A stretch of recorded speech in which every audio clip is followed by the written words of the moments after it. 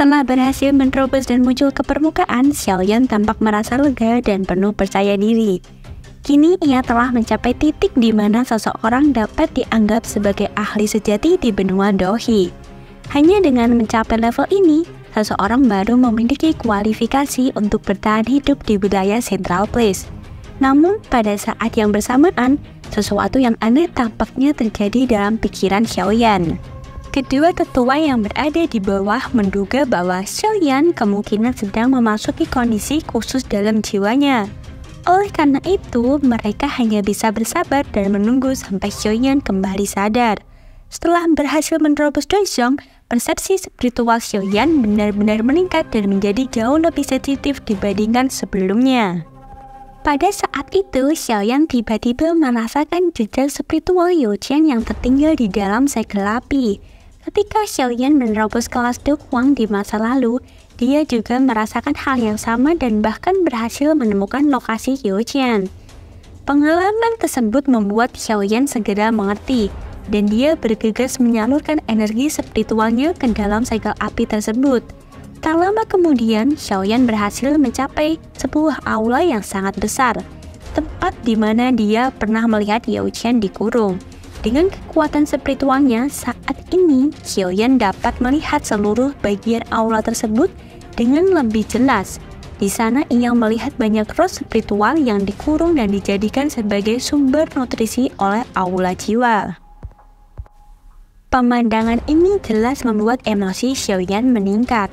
Namun dia juga harus bertindak hati-hati mengingat banyak ahli tingkat tinggi, termasuk elit Dozong yang menjaga tempat ini. Meskipun Xiaoyan telah mencapai tingkat Dozong, dia tentu tidak akan naif untuk melawan elit Dozong secara langsung. Setelah menelusuri aula tersebut cukup lama, Xiaoyan akhirnya menemukan seseorang laki-laki parubaya yang tergantung menggunakan rantai hitam. Sosok itu tidak lain adalah Youqian. Kegembiraan segera terpancar di wajah Xiaoyan ketika melihat gurunya. Tanpa terasa, sudah 4 tahun berlalu sejak Youqian ditangkap oleh aula jiwa. Perasaan sakit dan ketidakberdayaan benar-benar melekat di hati Xiaoyan ketika memikirkan penderitaan yang dialami oleh Youqian selama bertahun-tahun. Meskipun kondisinya terlihat sangat lemah, Xiaoyan masih dapat merasakan adanya tanda-tanda kehidupan di dalam jiwanya. Ketika keberadaan spiritual Xiaoyan mendekat, Youqian yang tertidur tiba-tiba merasakan sesuatu dan perlahan membuka kedua matanya. Tatapannya langsung menegang saat ia memandang ke arah ruang kosong di depannya. Pemandangan ini secara alami membuat Xiaoyan tak dapat menahan diri lebih lama lagi. Dalam sekejap, ia berubah menjadi sosok ilusi dan bersujud di hadapan Youqian. Dengan suara penuh kesedihan, Xiaoyan berkata, "Guru, maafkanlah muridmu yang tidak berbakti ini." Youqian perlahan tersenyum dan berkata, "Bocah, kau sudah melakukannya dengan sangat baik. Mampu merekrutmu sebagai murid adalah pencapaian terbaik dalam hidupku." Meskipun Youqian menyadari bahwa sosok pemuda di hadapannya itu hanyalah energi spiritual, dia bisa merasakan kekuatan besar yang tersembunyi di dalamnya.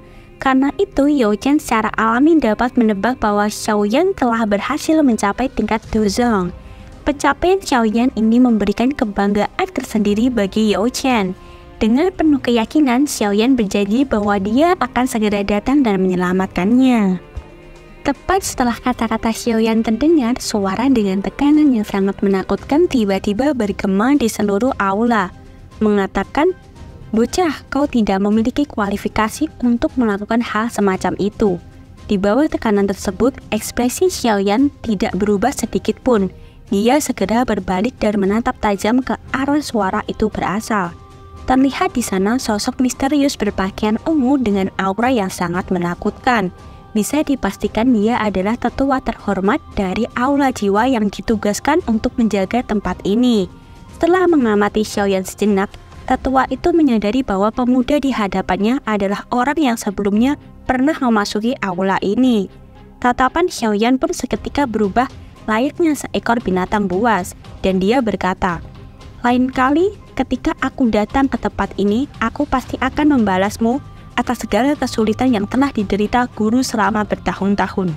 Pada saat bersamaan, tetua Dozun mengepalkan tangannya dan seketika tubuh spiritual Xiaoyan lenyap dari aula tersebut. Ekspresi senang muncul di wajah Yao Chen setelah kepergian Xiaoyan. Selama beberapa tahun ini, tampaknya Xiaoyan benar-benar telah tumbuh dan berkembang. Yao Chen merasa bahwa ada pertemuan berikutnya, Xiaoyan mungkin akan datang ke tempat ini dengan tubuh aslinya. Kegembiraan yang ditunjukkan Yao Chen secara alami membuat tetua Dozun merasa tidak nyaman. Meskipun kekuatan Xiaoyan bukanlah ancaman besar bagi aula jiwa, kehadirannya cukup layak diperhitungkan. Yao Chen yang melihat ekspresi tidak nyaman itu dari kejauhan pun berkata, "Xintian, apakah kau mulai merasa tidak nyaman?" Tetua Dozun yang bernama Xintian perlahan menyapu pandangannya ke arah Yao Chen sambil berkata, "Yao Chen, sebaiknya kau memikirkan dirimu sendiri. Jika bukan karena keahlian alkemismu, apakah menurutmu kepala aula akan memberikanmu hidup sampai sekarang? Jika kau bisa berpikir, kau tidak akan melakukan perlawanan yang sia-sia seperti ini. Dengan kemampuan alkemis yang kau miliki, hanya beberapa orang tua dari Menara Pil yang bisa dibandingkan denganmu. Jika kau menyerah dan bergabung dengan aula jiwa, kepala aula pasti akan memberimu posisi yang layak." Yao Chen hanya tersenyum dingin menampilkan ejekan di wajahnya. Meski telah menderita selama bertahun-tahun, dia tetap yakin bahwa Xiaoyan akan datang dan menyelamatkannya. Tetua Xintian yang mendengar kata-kata ini kembali berkata, "Yao Chen, aku yakin kau tahu seberapa besar kekuatan aula jiwa. Meskipun tempat ini hanyalah aula cabang, apakah menurutmu bocah bernama Xiaoyan itu bisa menerobos masuk ke sini? Karena dia sudah berada di Central Place, maka aku akan menunggunya dengan senang hati, namun aku harap muridmu itu bisa bertahan di bawah pengejaran aula jiwa." Setelah mengatakan semua itu, tetua Xintian perlahan berbalik dan pergi memasuki ruang dimensi yang dia ciptakan. Sementara itu, di sisi lain situasi di pegunungan mata surgawi perlahan kembali normal. Xiaoyan yang masih tergantung di langit pun akhirnya sadar dan menunjukkan ekspresi serius di wajahnya. Meskipun nyawa Yao Chen tidak berada dalam bahaya, kondisi seperti itu jelas tidak bisa bertahan lama. Oleh karena itu, setelah masalah di pegunungan mata surgawi selesai, Xiaoyan memutuskan untuk pergi ke pertemuan besar 4 pavilion dan menemui Feng Xunze apapun yang terjadi. Setelah mengambil keputusan tersebut, Xiaoyan perlahan menghela napas sambil memeriksa kondisi tubuhnya untuk melihat sejauh apa perbedaannya. Dia lalu melepaskan sebuah pukulan ke udara kosong. Semua orang bisa menyaksikan area yang terkena pukulan sederhana ini seketika terbuka, menampakkan ruang dimensi di dalamnya. Menurut pengamatan Xiaoyan, kekuatannya saat ini sudah stabil di bintang 1 Dozong. Meskipun peningkatan ini berhasil dicapai berkat bantuan kolam darah, hanya Xiaoyan yang memiliki keberuntungan semacam ini. Umumnya para ahli yang baru menerobos ke kelas Dozong membutuhkan waktu lama untuk penyesuaian sebelum benar-benar memasuki bintang 1 di ranah tersebut. Sesaat kemudian, Xiaoyan bergerak dan bergegas menghampiri kedua tetua yang berada di bawah. Begitu Xiaoyan tiba, kedua tetua dari klan tikus segera mengucapkan selamat atas keberhasilannya. Setelah Xiaoyan menjadi Dozong, sikap mereka menjadi lebih sopan. Hal ini menunjukkan bahwa semakin besar kekuatan seseorang, semakin besar pula penghormatan yang diterimanya. Xiaoyan lantas menakupkan kedua tangan ke arah kedua tetua tersebut dan mengatakan bahwa dia hanya beruntung. Jika mereka tidak memberitahukan lokasi pelatihan di dasar kolam, kemungkinan Xiaoyan masih membutuhkan waktu lama untuk mencapai kelas Dozong. Tetua Jinxi memberitahu Xiaoyan bahwa dia telah menghabiskan lebih dari 2 bulan di dasar kolam tersebut. Para ahli lainnya sudah lama meninggalkan area pegunungan termasuk Nalan Yanran. Setelah memberitahukan hal ini, Tetua Jinxi tampak sedikit ragu-ragu dan bertanya tentang kesepakatan mereka sebelumnya. Xiaoyan yang memahami maksud perkataan Tetua Jinxi menjelaskan bahwa dia bukanlah orang yang tidak tahu diri dan mengingkari janji. Namun sebelum melalui proses penyembuhan, mereka harus mengumpulkan beberapa bahan obat yang diperlukan terlebih dahulu. Setelah menerima resep obat yang diberikan Xiaoyan, Tetua Jinggu segera pergi untuk mengumpulkan semua bahan tersebut secepat mungkin. Begitu tetua Jin Gu menghilang, tetua Jin Si menyapu pandangannya ke arah Xiaoyan dan berkata, "Teman kecil, jika kau berhasil menyingkirkan racun api ini, maka klan tikus penelan emas kami berjanji akan memperlakukanmu sebagai teman seumur hidup." Meskipun klan tikus tidak sebanding dengan beberapa klan kuno lainnya, kami tetap memiliki reputasi di dunia Magical Beast. Karena jumlah kami yang sangat banyak, klan tikus penelan emas juga dikenal sebagai individu yang memiliki pengetahuan tinggi.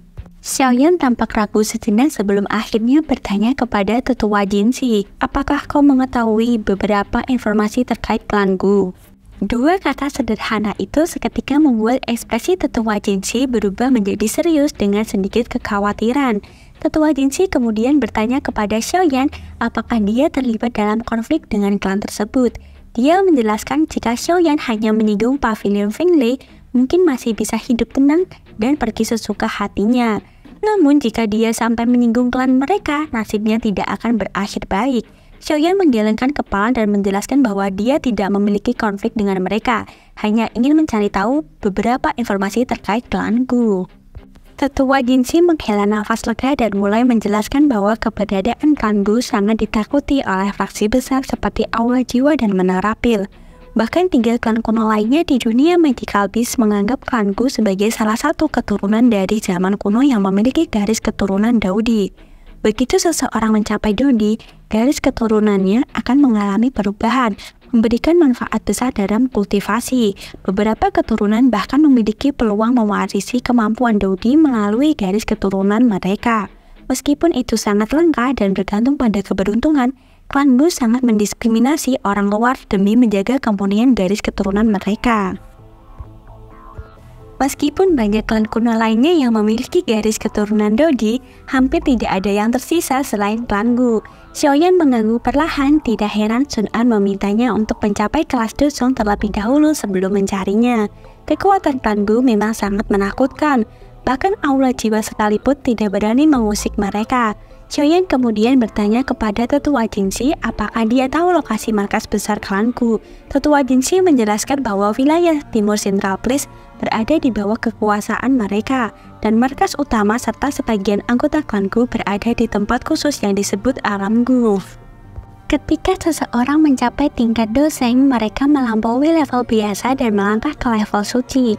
Menciptakan sebuah dunia kecil yang dapat ditempati oleh manusia merupakan salah satu indikator dari seorang elit Doseng. Alam Gu sendiri diciptakan oleh elit Doseng yang sangat kuat dari klan Gu selama beberapa generasi. Luas Alam Gu kini setara dengan wilayah utara Central Place. Informasi ini membuat Xiaoyan terkejut.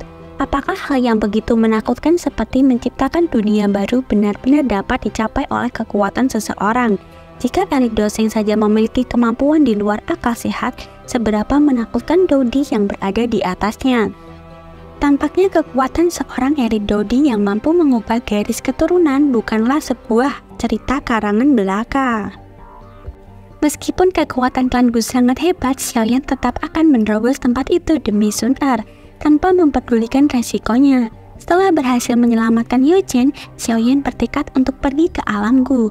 Terlepas dari seberapa istimewa klan tersebut, pada akhirnya mereka tetap manusia. Nah guys, itu tadi pembahasan tentang alur cerita Battle Through the Heaven Season 5 episode 102 part 1. Like kalau kalian suka sama video ini, dan jangan lupa buat nyalain notifikasinya supaya nggak ketinggalan update konten-konten di channel ini. See you on the story selanjutnya.